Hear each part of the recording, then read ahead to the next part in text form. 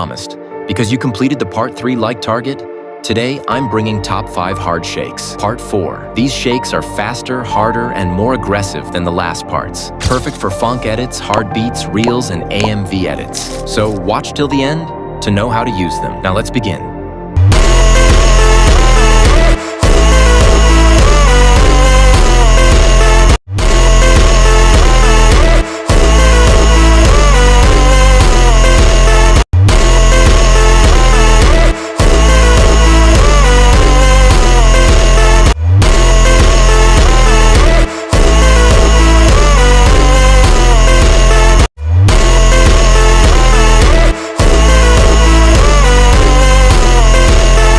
If this video hits 3,000 likes, I'll drop part 5 with even crazier shakes. Join my Telegram channel because XML will drop there once this video hit 500 likes. Please do this method to use XML.